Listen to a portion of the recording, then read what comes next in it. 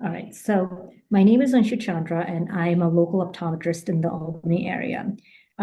So this journey started out for me in 2009 when I was graduating from my optometry school.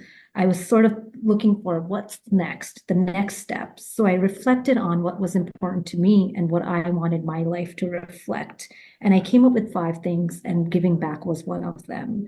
So I reached out to the local volunteer organizations, and I found out there was an optometrist going to India who needed help. So I planned a trip with her and planned to join her. India, my birthplace.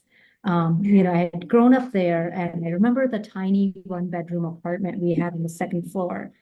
People in tents living across of us, getting drenched in monsoon rains, kids playing in trash joyfully.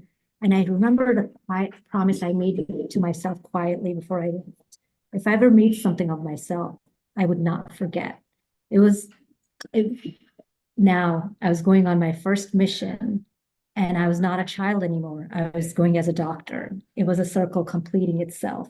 I was very excited. I had two job offers waiting for me, which I had said I'd tell them when I'd get back. But for now, I was getting on a plane, going on my first mission ever to India. The trip was brutal, 18-hour flight, 6 hours on a car ride after that, and another 8 hours through winding Himalayan roads, throwing up the entire way. But it was totally worth it when I got up there. I found out people had walked for hours and days for a 5-minute exam with us. Our clinic was just a table and a couple chairs and the portable equipment and the glasses we had carried, but they waited hopefully for days, one after the other, to be seen. It was just so humbling. And there was this 40-year-old man who sat in my chair. It's been 16 years, but I have not forgotten this man. He sat in my chair and he said to me, he called me daughter. And he said to me, I heard a doctor from the US was coming. So I came all the way down from where there were no cars, like cars couldn't go further, to see if you could help me see again. He told me his world had become totally dark. Everything was dark. And if there was anything I could do to make him see again, he would be forever grateful. I looked in his eyes. He was completely blind from glaucoma. My heart sank. I had to break this guy's heart and tell him he would never see again. Not me, not anyone else in this world could help him. It was too late. Had he been caught earlier, this would not have happened to him. This trip really was incredible because there were these amazing, joyful moments where you get someone to see for the first time. People who haven't seen something in decades are now can see up close and read, and kids who have never seen can see. They're all like amazing, joyful moments. But then there are these sad moments. You see a child with cancer that you know not only is going to go blind, but is going to die. And you have to tell the family that it's horrible. And these things all could be prevented if someone had caught these things earlier. But when these moments happen, it's devastating. So this really got me reflecting. Who had come here in this location before? The doctor I came with and myself. And who could replace me in my job in New York City? Plenty, and many with many better skills than myself. So and who was willing to come here? I was. So did I really want to spend my life competing with colleagues, publishing research paper that had no impact on any life? Or did I want to go somewhere where I could be the difference between light and dark? The answer was simple and clear. I came back. I looked at myself in the mirror after a month. I expanded my trip to a month, and I saw myself exhausted and beat. And a little voice inside me said, it's worth it. And I smiled. And, I turned down both my jobs and filled my schedule with many part-time jobs that gave me the flexibility to travel and help people, and at the same time be able to pay my rent and my student loans off. And I just kept going. I went from New York City camps for kids in underserved communities to West Virginia to California to villages in Africa, Middle East, the Americas. Anywhere anyone could use my service, I would go. It was incredible. The world had opened up to me. And, I realized people don't choose where they're born. And I was very lucky to be educated, lucky to have left India, not been arranged married, lucky to have the freedom and the choice to be able to give back. I had just won the lottery and I was not going to waste it. So I kept on going. And in 2010, I was introduced to Haiti. We had planned a trip, the earthquake hit, we postponed it to July. When I left New York City, I met my team in Miami. They had been going since 2008. We went together to Port-au-Prince, less than 2 hour flight from Miami. I was shocked. I couldn't understand where I was. It was as if the earthquake had hit yesterday. Slabs of concrete on cars, buildings in rubble, endless tent cities. It was unbelievable. 12 of us got into this, piled into this Land Rover and drove 70 miles, but it took us over 70 hours in heat, no AC, and just a lot of dust. But when we got there by night, I could tell I was in somewhere very, really serene and beautiful, mountains, green, very quiet, no paved roads, no electricity, no water, except the hospital we were going to work with. And there were barely any cars. We were the only one on the road, barely any motorcycles, but there was an animal parking lot for donkeys and horses. It was unbelievable. And the story was much of the same. People had walked all night to come and get their 5 minute exam.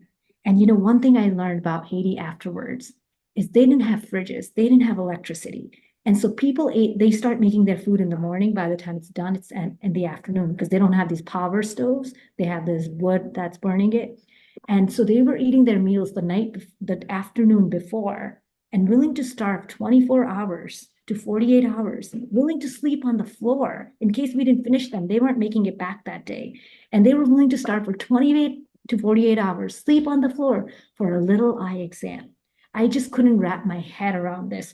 4 hours from New York City, the world was so different. And next, we saw over 250 people every single day working from earlier than 8 to later than 10 p.m.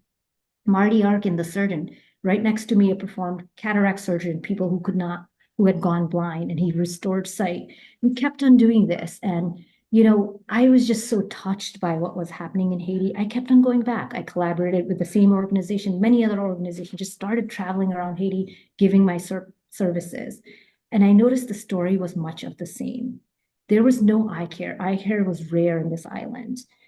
Most people didn't have access to it. It was located in cities and in private practices. People were going needlessly blind because they had no access to this care.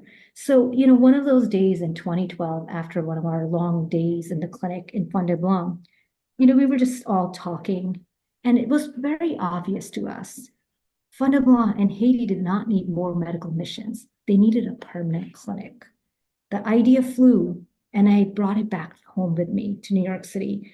I packed my bags from New York City, downsized, brought my 2 suitcases to my parents' home in Albany, and got serious about paying my loans off and putting together this clinic. And finally, after a lot of sacrifice, hard work, and dedication, we were ready to open this clinic in 2015.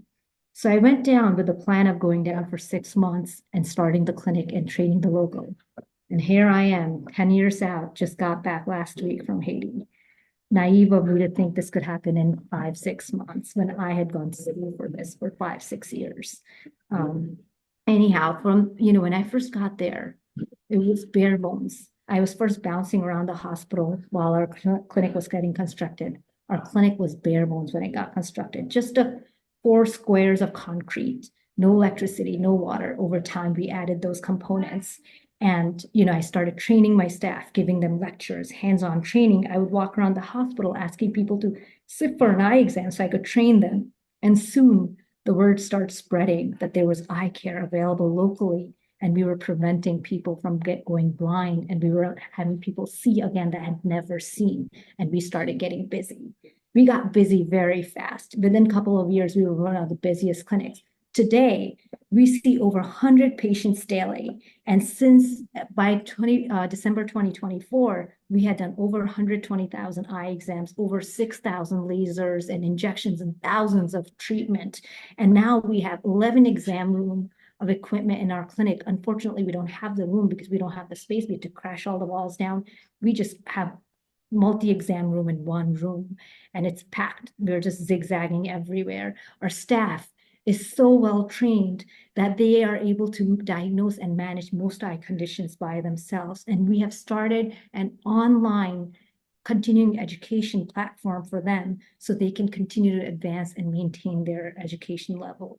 And not only that, we have gone from treating to preventing. We were the first to start a retinopathy, a prematurity program in Haiti.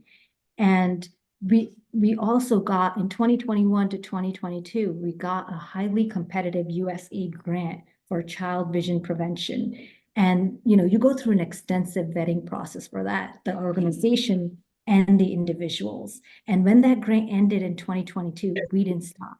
We kept the program going. We're beyond just photo op. We put our energy and funding together to keep this program going instead of shutting it down.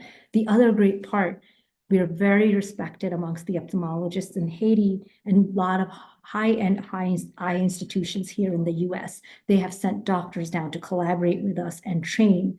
Now, our big problem right now that we're running into is we have a crisis. The hospital needs its space back. And if we don't relocate, we'll be forced to shut down. This is not just a clinic. This is our staff's lifeline. Their families count on this. My staff wouldn't eat lunches. I started a lunch program for them. And even then, they wouldn't eat lunches during lunchtime. They would take it home. Recently, when I was out there looking for land, my staff member and I stopped at this metal shack and he picked up our lunchbox. And I asked him, what was this about? And he told me one of the staff members' 2-year-old child comes there and has lunch. Then his wife comes there and eats out of that lunch. And if there's any remaining, it goes to my staff member. I owe it to my staff, to this community, to make sure this program continues. And as of March of 2025, we just secured land for this permanent clinic. So now we have the land, we have architects and engineers from Architects Without Borders in Portland and Seattle ready to design for us. We have the equipment, we have the trained staff. All we need is you to help us raise $300,000 to build this clinic. And one thing I will mention is that we are a team of unpaid volunteers, uncompensated volunteers, including my role. We have a zero overhead cost. So every single thing you give will go towards this clinic. And another thing I will mention, and so how can you help? People can donate personally. I would encourage the incoming presidents to make this the class project, and maybe even the district governors considering that. And many of you may have questions about security in Haiti. It's a country of 12 million people. And outside of Port-au-Prince, the political center, life is as normal as it gets. People are going about their business. When I'm there, I'm walking, shopping, doing my work. The only problem we run into is the economic crisis. Ports are closed, items aren't coming in, prices are high.